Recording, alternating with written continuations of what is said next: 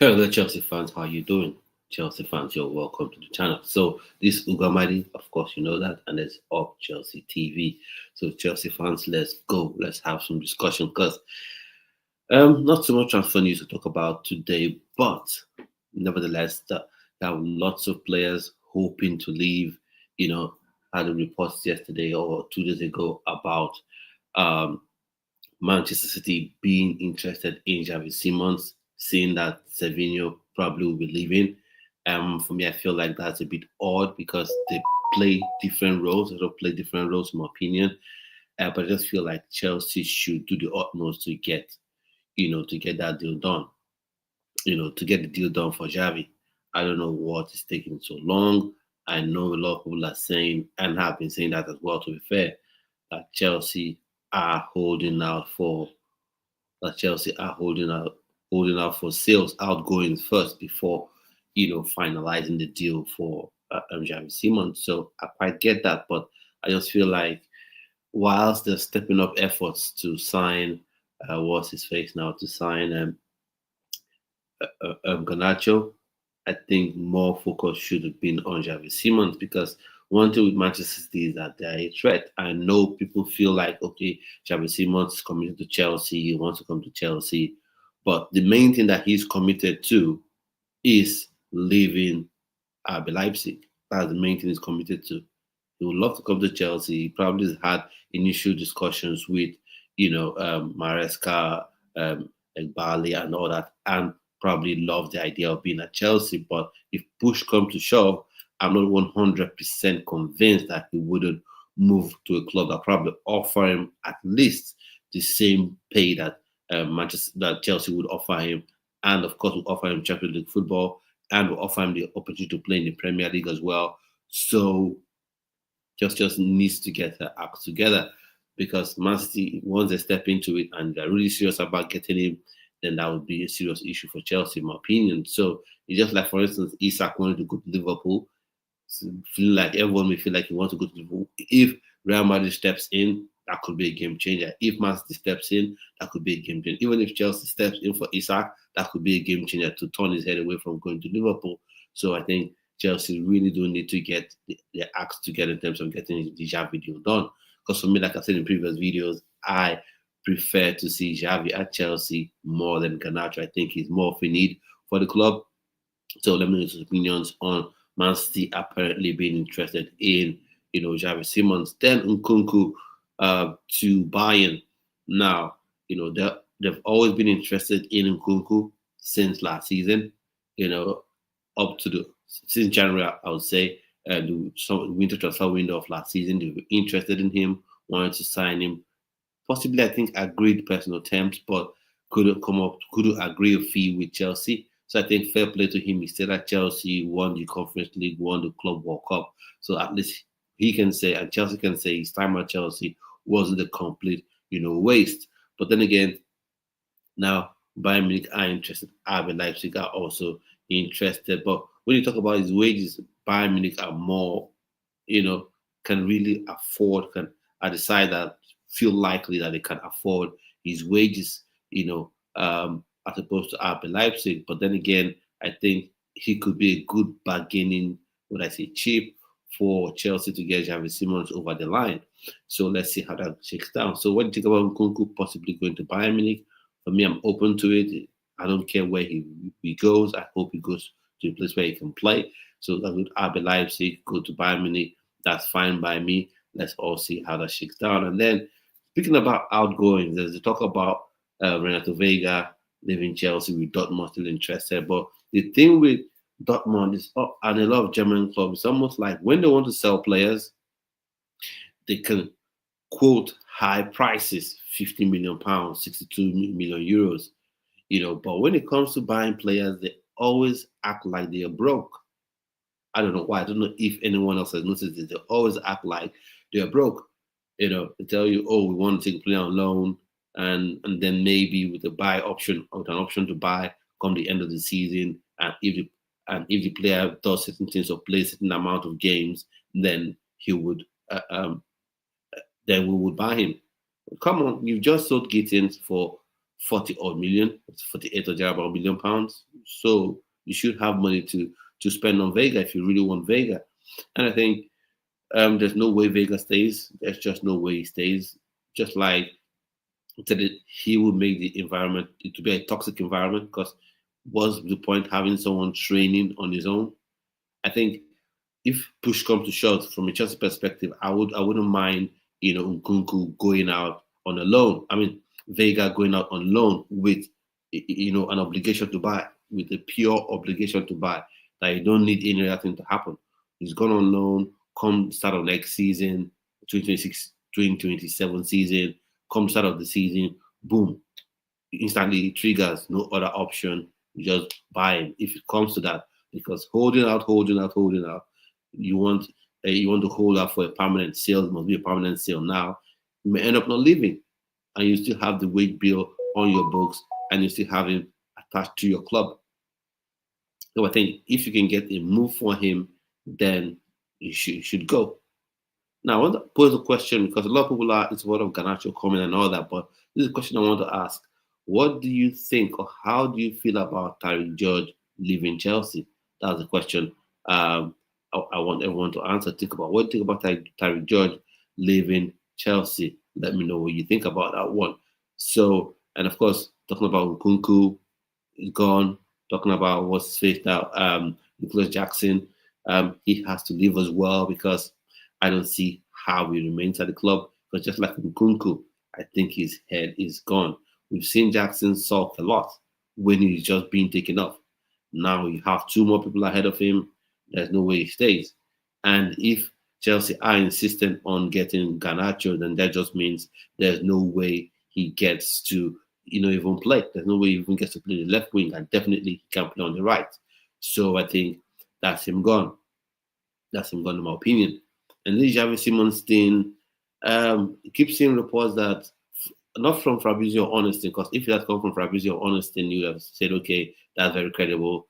So that means he must be heading to Chelsea. You've seen some people saying Chelsea have agreed, move for agreed a deal with RB Leipzig for Xavi Simons. I don't believe those reports. 60 million pounds or 60 million euros agreed for Xavi Simons. I would like that to be true, but I don't think that's done. One thing I believe is I think the personal terms have been agreed. That's what I believe. I believe personal terms between Chelsea and Xavi Simons have been agreed. But Chelsea want to get outgoings, want to get sales completed before progressing to get Xavi Simons. I think one way to do it could be a package deal. Just as Dortmund wants Veiga, it's quite possible as well that RB Leipzig could be interested in Veiga as well. So you could make it a package deal. Go old school swap. Old school swap. You don't have to say let's make it separate deals. Old school, you package up Veiga maybe with 30 odd million and send the other way. So you have him off your books, and then you could start afresh. Because for me, I think we've got enough centre back covers anyway. So there's no point, I'm getting in such a mess. And then there's this Strasbourg centre back that Chelsea were sort of negotiating with, that they were looking hopeful to get. But what's his name now? Is I think Ismail Dakori, if I'm not mistaken. Chelsea were negotiating to get him to at least be signed by Chelsea, but those negotiations have stalled, and he doesn't even want to sign a new contract at Strasbourg. Now, at some point, when you look at Chelsea, I know US Chelsea fans will want Chelsea to sign, as many players, a main player that Chelsea wants to sign. You want a player to be 100% committed to Chelsea to come. But as a player, sometimes you look at Chelsea and you feel like, can I really make it here? Because a lot of young talents have been signed, and I'm sure you probably would have seen that Mamadou Sarr that was signed last season and loaned back, came to Chelsea, was expecting to kick on this season, now has been sent back on loan. So, and then speaking about Mamadou Sarr, I want to ask us this question about Mamadou Sarr right now. Let me know in the chat what you think, in the comments what you think. What if Chelsea are really pressed to get an additional centre back? Right? What if he is recalled because he's on loan? What if he's recalled? Would you be opposed to that? I think centre back we covered with Anselmino and the likes. You've got Anselmino, you've got Chaloba, you've got Tosin, you've got Josh. So I think centre back wise, everything is taken care of. I think we have enough bodies there.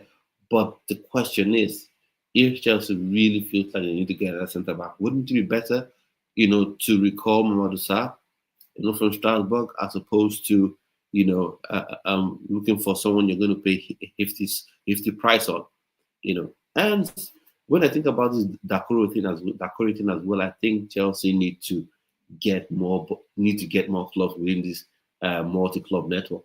Because if you want to sign too many players and send them out on loan, you need to get more clubs in the multi-club network. And as well, Sat Payev is the exciting player that Chelsea signed, known back to his Uzbekistan club, if I'm not mistaken. I think very close to being Champions League, and I'm excited. I want to see what he's about, but I just have a feeling that he may not even get to play, for Chelsea. In my opinion, I think he may get to be one of those ones where he plays a lot for other clubs and garners interest and gets sold up because he's 16 or about 16, 17. So he may end up not playing for Chelsea in the end. It may just be someone that Chelsea will get and probably would sell. So those are opinions. First of all, Nkunku leaving Chelsea, to Bayern Munich.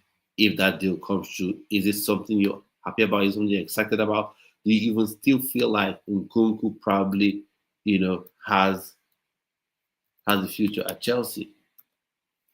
Because I don't see how he still has a future at Chelsea. I think it's time to just cut ties and let him go. And the Xavi thing, are you still confident? How confident are you about the Xavi deal? Because I'm not 100% confident. I would like it to happen because I think he's more of what Chelsea really needs at this time. But I just feel like that may not happen. I'm hoping it happens. I feel like you've had personal terms agreed, but it just still feels like no, that's tactical. That's not right. So it just still feels like it may not really happen because you just keep delaying, saying he's waiting patiently. I think there's a limit to a person's patience. That's just how I feel. There could be a limit. There could be a point in time Man City could just make a very enticing offer, probably double, what.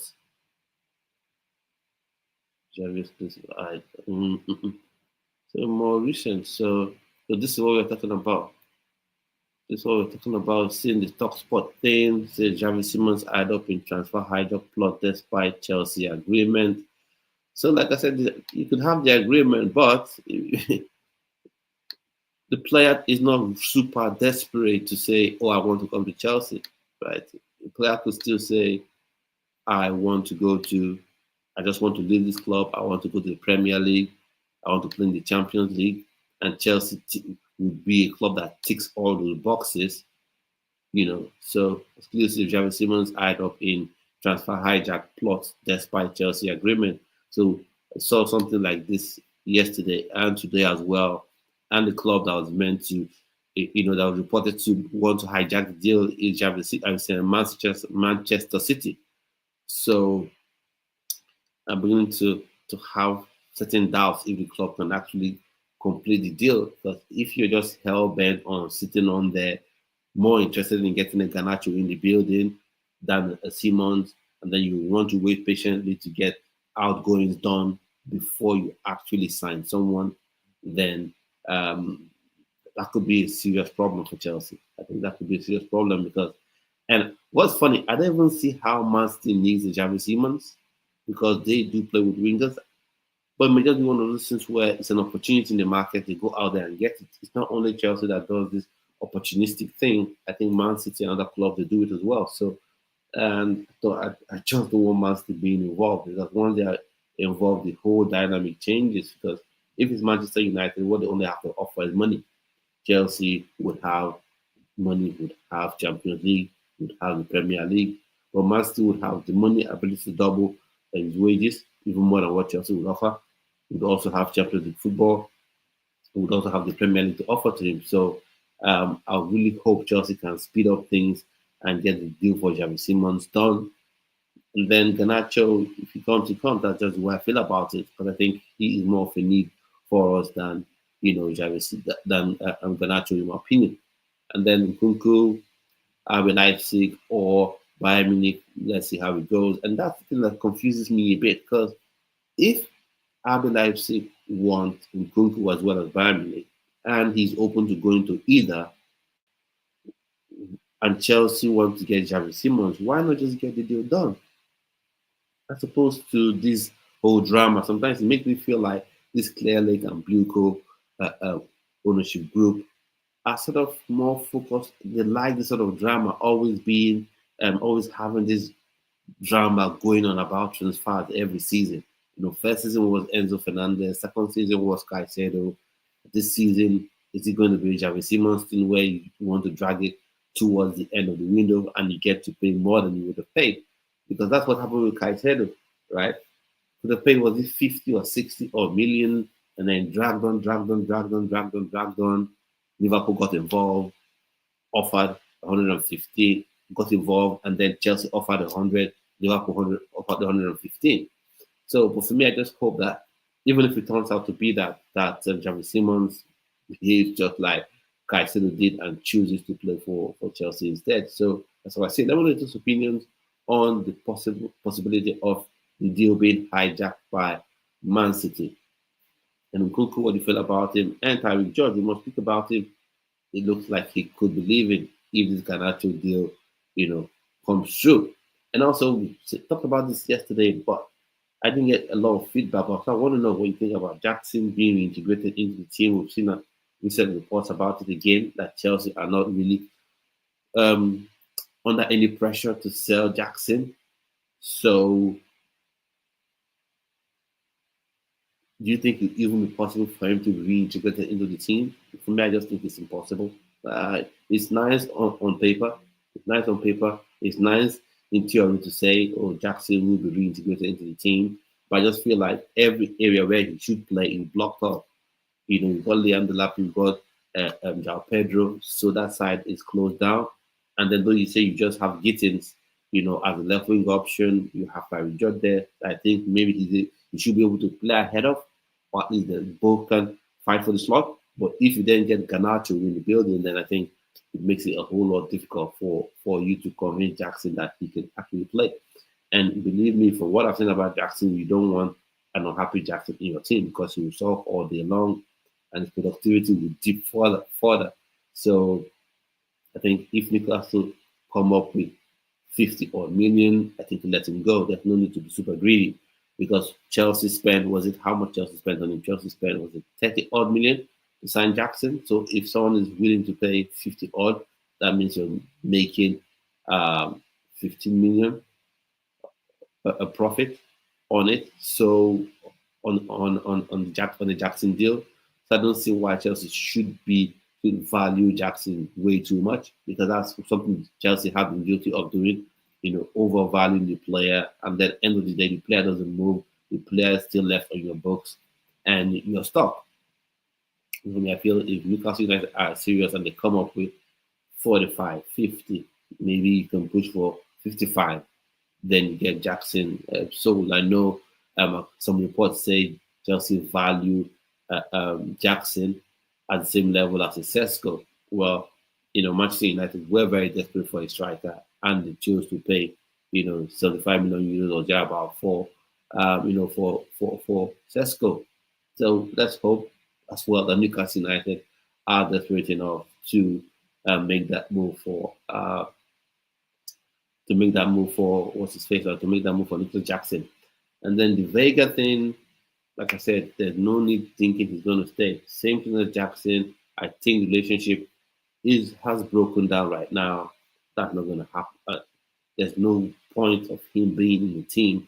I think you wrap him up in a package deal, because it just feels like he's open to going anywhere. When the reports about Benfica come around, you always see personal terms will not be an issue. When they talk about Dortmund, all the talks about Dortmund come around, you see he's open to the move. I'm sure you can package the Veiga and Nkunku to go the other way to RB Leipzig and get Xavi deal done, in my opinion. But one place I don't want Vega to go, one place I don't want Nkunku to go is Manchester United, because I just feel like you'll be giving them what they need. Because what Manchester United needs right now is a mobile left centre back, and Vega is that. And what they need again is someone that can play in the hole behind the striker, and that's what Nkunku is. So you don't want to strengthen like the Manchester United. You want to keep them as low as they can be. So I think getting Vega, getting what's his face out of the club, Nkunku out of the club, it's out of the Premier League is more what Chelsea should focus on doing. And there's some names that are just quiet. I don't know why. After they talk about Fulham, we've not heard so much about Raheem Sterling. We heard Fulham may be interested. There's not even the saving grace. The saving grace deal, which is the Saudi Pro League that always comes to save clubs when they make off of a club. We haven't heard that about Raheem Sterling. For me, he is one person that just has to go. There's no point for him to be at the club. His wages are very high. I'm not saying too high, because footballers earn crazy money anyway, but his wages are too high for someone who doesn't contribute as much in the team. So for me, I think it's fair play for him to leave, and Chelsea should be really looking at ways for him to leave. And for Raheem Sterling, I'm not really bothered about where he goes to. Really, I'm not really bothered that much. Wherever he goes to, because I don't see how he cannot be a game changer for anybody. Maybe he goes to Fulham and becomes their main man for them and help them stay up, the league table. But I don't really see him as a threat anywhere. So looking at this Xavi Simons thing again, this is, I think, a commando. So I've not seen someone report this before. I've not seen this, I haven't seen this journalist, what's his name, Okando. I've not seen any report from him that have come true. Orazio Acomondo. So he's the one that he has on this about Chelsea agreeing a deal for what's his face now, agreeing a deal for Xavi Simons. And I would like to believe it, but it's not how to put this now. He's not super credible. He's definitely not as credible as your Ornstein and your what do you call him now, and your Fabrizio Romano. So I think that's where I have my issues with. I would love to believe that Chelsea have agreed this, but who knows? Because no one really knew or cared so much about Fabrizio Romano until he hit the scene. He got a couple of things right, and then suddenly now he is the sort of oracle when it comes to transfers. So who knows? So this is the report from his profile. I'll share my screen now so you can see it. Share the screen now. So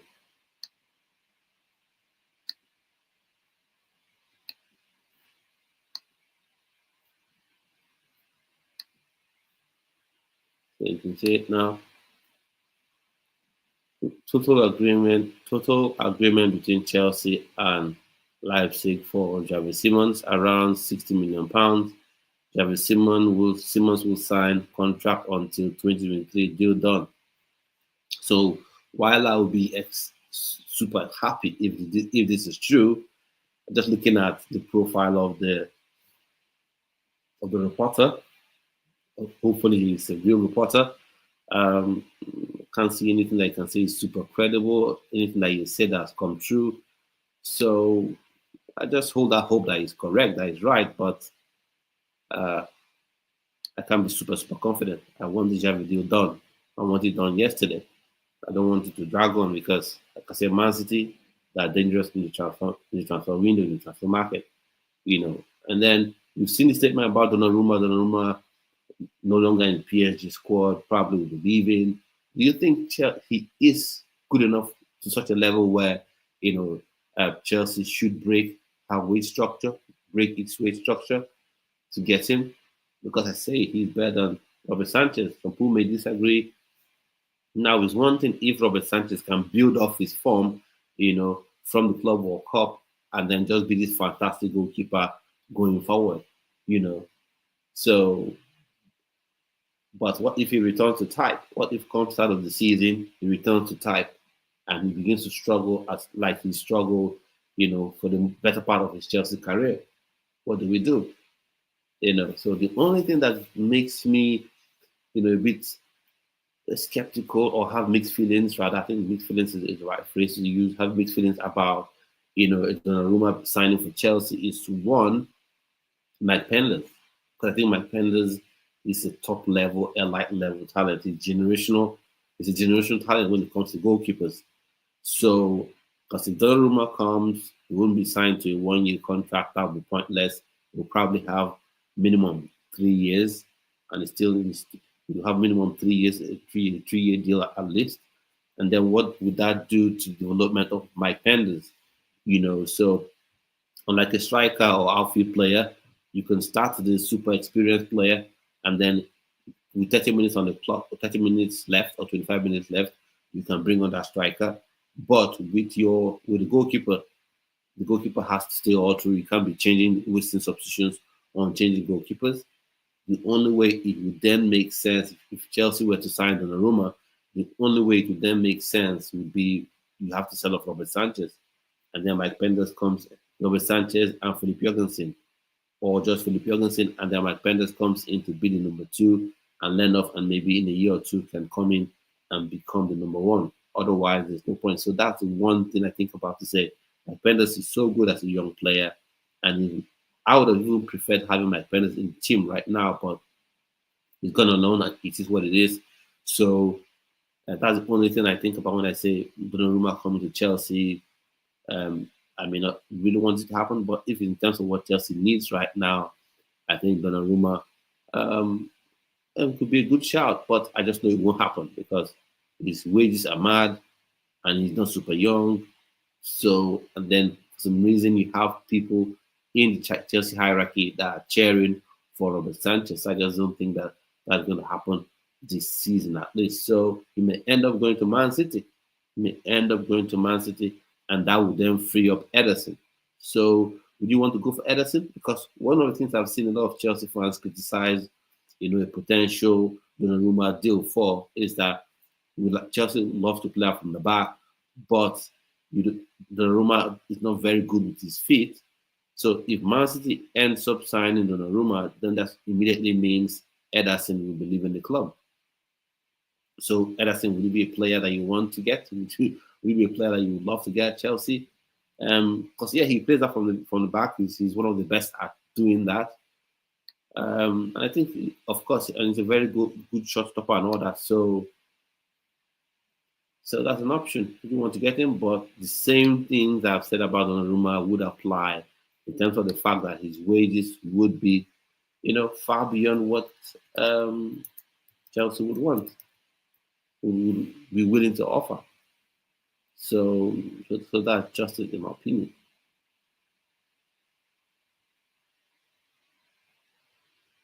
So this is more on the Veiga thing. So Fabrizio tweeted this out some time ago. That was still today. Said about Veiga. So this is what he tweeted about Veiga.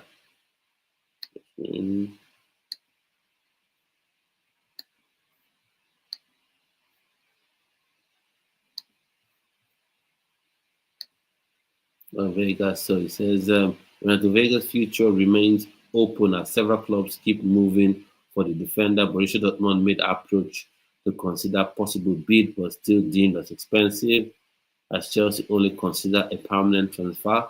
Now, this just confuses me a bit about Dortmund because we all know these Chelsea players are not on crazy money. What they're on is mainly performance-based contracts to win the Club World Cup, like people that went for the Club World Cup, or players that participate in the Club World Cup. I don't know if the academy players got that as well, but most of the senior players, they got the bonus of £350,000 per player.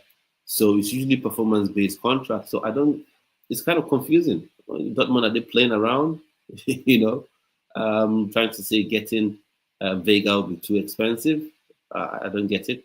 But they always sell players. How come signing Veiga becomes an issue when He possibly will be on very low wages, and then he possibly would. I don't think he'll cost more than 30 million euros. I don't think so. Except maybe Chelsea are holding out for something crazy like 50, which will be odd. It'll be mad. That would be one of the things that would be crazy for me if Chelsea are holding out for such crazy figures. So I don't think that's the case.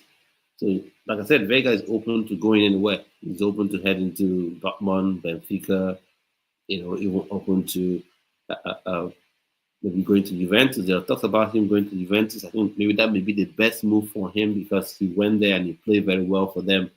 And maybe they'll have him back. And it's just sad that it's not worked out for Vega at Chelsea because I think he fits the profile, can play out from the back, he's tall, mobile enough, to play that wide left sort of centre back. But for whatever reason, it hasn't worked out. So he has to go. Because what I'm all about this season is players that don't want to be at the club, let them go.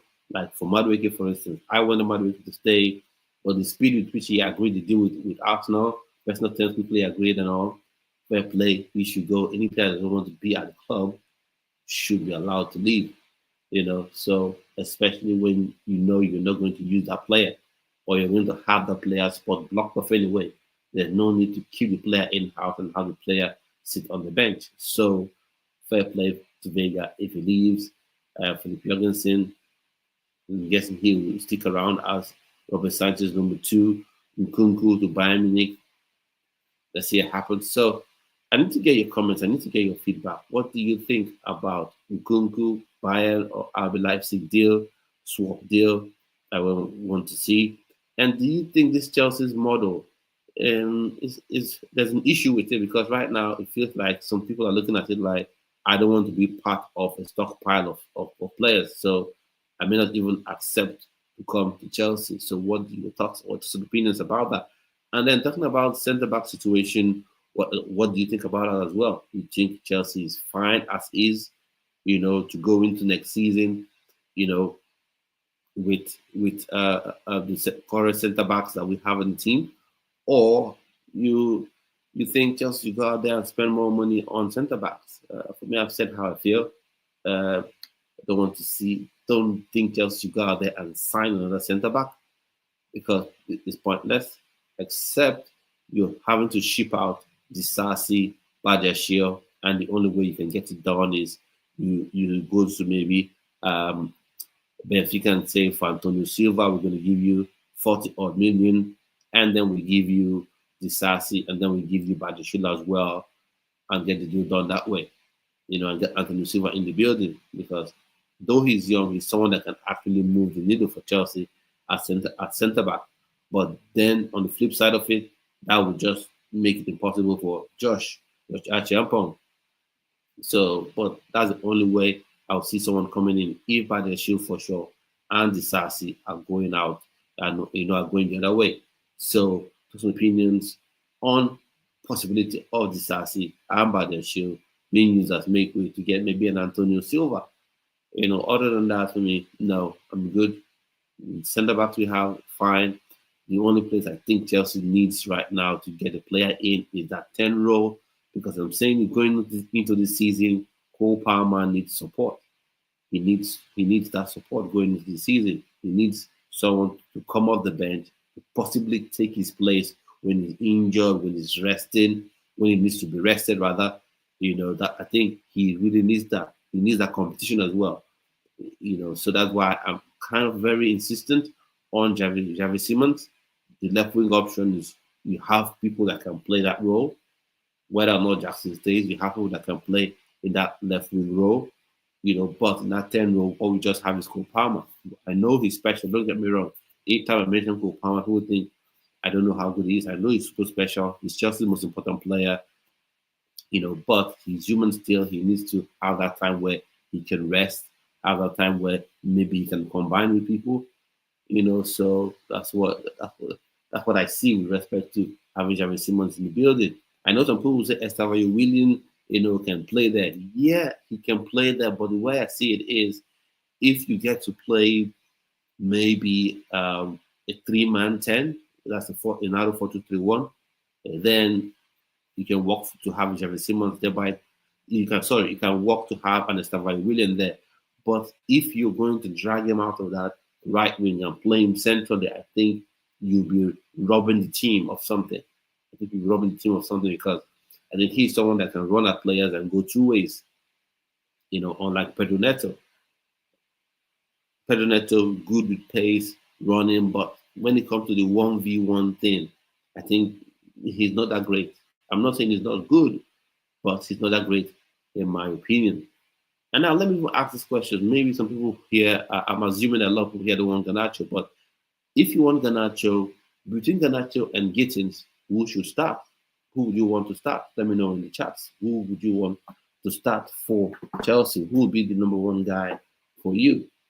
For me, I say Gittins, or maybe it could even be something that they have to both fight for, because I think while Gittins shows some impressive, traits in the Bayern Leverkusen, not in the AC Milan game, I still feel like he has a fair ways to go, to be that guy. And I know a lot of people want him, no matter get out of the building, but when I look at Gittins, I say, is he all the way better than Madueke? Of course, he's faster. That's what I can say.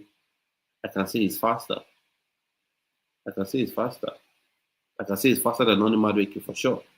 But you have to be able to get past your man both ways and finish when you get into the box. So maybe that left wing competition is a lot closer than I think. Garnacho coming, let's see. He's waiting for Chelsea apparently.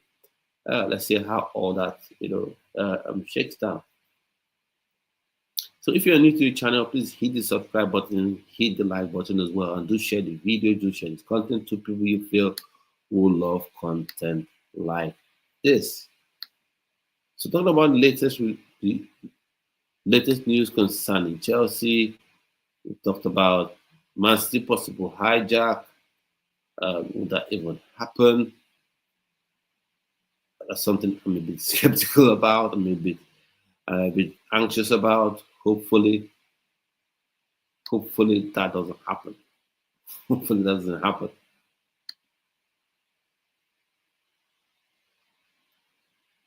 Hopefully that doesn't happen.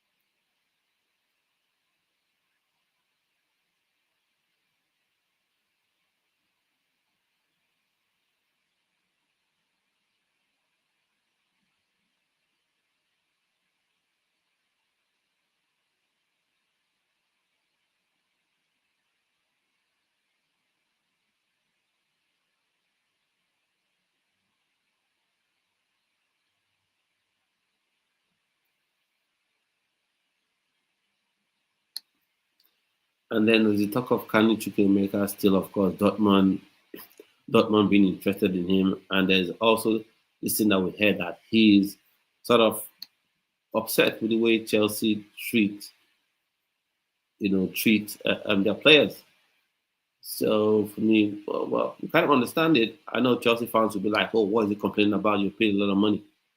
But I just have this feeling like sometimes you feel like cattle, when you're just when a club stockpiles talent, and then you just sell them off. Now, from a Chelsea fan perspective, you can see it and you can like it, you can love it, because you get to sign players every transfer window. It's an exciting time, and then it's an exciting time, and then you have lots of players you see every transfer window, and then it comes to a point where you don't see a lot of players wants to be at the team. I just hope it doesn't affect, Chelsea in the future, with respect to getting players, and players don't feel like we need to leave this club. Kanu Chukwuemeka is another one that has to leave, in my opinion. I love them to be at Chelsea. He had the talent, obviously has the talent, but injuries came, interfered with his time at Chelsea, especially under Pochettino's era. And then he was loaned out to Dortmund. And it just seems like right now Chelsea really doesn't have a plan for him. So if a deal to Dortmund could happen, I think that would be fine for everybody. That would be perfect if Dortmund can go on to sign him. But dealing with Dortmund right now is each time it comes to signing a player or purchasing a player, they always drag their feet. They're always going about, oh, we don't have money, we don't have money, we want to take a player on loan. I just feel kind of Chukwuemeka right now just needs to go on a permanent transfer. Same thing with the Nkunku. You can say that for lots of players. I think Nkunku, there's no need to sell him out on loan. I think a straight up sale would be best. Veiga as well, he needs to go out on straight out loan. Jackson too, straight out loan, straight out sale on a permanent deal. Maybe Tyler George could go on loan, but all the senior players, there's no need to have them going out on loan. You just sell them and get them off the books. So maybe towards the end of the transfer window. And speaking towards the end of the transfer window, I think this Xavi thing could be one of those deals that drags on to the end of the window, which is just madness. I hope my blood pressure doesn't go too high because, if Chelsea misses out on getting a 10, getting some help for Cole Palmer, I just have a sneaky feeling that you get to a point when Palmer could really struggle, in my opinion, because he's good, he's fantastic. I think he's improving this season. You can see that Cole Palmer really improved this season. And people ask, how has he improved? Yeah, he's really improved. Because right now he's not forcing things.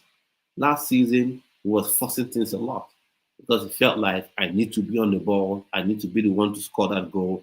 I need to be the one to create that final chance, for my teammates. I can't lay the ball off to someone else, to create an assist. But if you watch the game against Inter Milan, you could see how he was floating with the ball. Even against Bayern Munich, you could see how he was floating around the pitch, holding the ball, giving to Estevao, giving to Pedro Neto. I think he now has more confidence in his teammates, and I think that is something that has really improved in him because right now he doesn't need to score. It's fine for him to score, but he doesn't need to score to influence the game, and that is the next level of for a player. You look like you belong, first level. The next level, you begin to impact games with your assists or your goals. And then the next level you get to is you can score an assist, but you can affect the game, without having to score goals. You can just dictate the pace of play. And that's what Cole Palmer is doing. And I have also discovered that there's sort of this kind of connection already, symbiotic connection between, or let's say telepathic connection even, between Cole Palmer and Estevao William, and that's nice to see. He's willing to let the ball go to Estevao, and that's something that I've really been impressed with. Cole Palmer, of course, it would have been easy to hog the ball. You don't want this young kid to come outshine you. So overall, happy with that sort of relationship that has built. So looking at transfer news for Chelsea, not that much to talk about. So I'll just go through everything we've talked about on this video. Want to know just opinions about it. So first off, Nkunku leaving Bayern Munich seems to be his preferred destination because they can match his wages and offer him Champions League football. Got some opinions on that one. Veiga, Dortmund are interested in him, but they feel like it's a bit too expensive, and Chelsea only want a permanent sale as opposed to a loan transfer, a loan deal. And I share that as well. Do I like Renato Veiga? I think there's no need sending him out on loan. You just sell him on a permanent transfer. And Raheem Sterling, do you think he's going to remain at the club? Because for some reason, we've not heard anything about him leaving. We've not seen anyone making any bid for him. They talk about going to Fulham, talk about West Ham at some point, but those all those transfer rumors have sort of faded out. So Jackson, still wanting to stay. For me, I just think it's fair for him to leave because Chelsea can't eat their cake and have it. You've got two striking options ahead of him, and then you want to get a Garnacho in addition to Gittin. So you've closed down every place that he can play. He can reasonable play, can expect him to adapt to the style of Chelsea and play. So I think it's only fair for him to leave, and I would like him to leave on a permanent transfer as well because and of course, Newcastle United are the only club supposedly interested in the Premier League at this point in time because Manchester United have got their man in Sesko, or Newcastle United are the ones that still need a striker. but they have their attention. They have, it's almost like they have a very long list. So they had Ekitike at the top of the list that didn't come true. Then it was Sesko. Then down the list, they talked about Victor Nicholas Jackson. And then, of course, somewhere down the list, you have my Nigerian brother, Tula Arokodare. So it's like almost like they have a very, very long list. So who knows if they would even be 100% interested in getting Jackson. So I just think, though I would want Jackson to be out of the Premier League, maybe go to AC Milan because they're stock of AC Milan interested in him. And you know what? If Jackson goes to AC Milan, he will absolutely crush it there. He will be super successful in the Serie A because of how patient the coaches are and how tactically, the league is more tactical than pacey, than that push and run. I think that's even the wrong phrase, but you get what I mean? It's more tactical than the Premier League, while the Premier League is more end-to-end, high pace. Everyone plays a high line. Everyone, plays high presses. I think he can go there and really thrive and shine, at AC Milan. So I think that's a place you could go again. But the problem with Italian clubs is the same thing you can say about the Dortmund. It's the same thing you may even be able to say about Leipzig. They're always tight-fisted when it comes to signing players. When it comes to selling players, they can demand, they can set crazy prices. But when it comes to actually signing players, then they become thrift masters, because, and it's strange because you just sold a player for maybe 60 million euros and then you somehow can afford a player for 35 million euros.